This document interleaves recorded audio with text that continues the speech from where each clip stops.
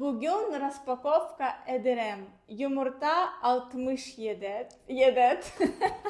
Portakal, pomidor, banan, soğan, kartof, süt 2 adet, kefir, turşu hıyar, pendir, kaşar pendir, Kaşır pendir. kaşır pendir, yoğurt 1, 2, 3, 4, hama 20 faiz.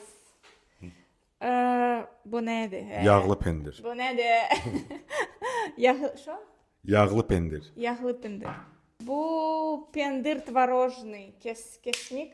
Kesmik pendir. Kesmik pendir. Bu makron, семечка, или как, yağ семечка, Herkules 2 adet, şeker, çörek, harada çörek, pendir, mazdam, kahve, на дачу, göğerti, çoktu, biber, alma, hıyar ve göğerti. Vesselam.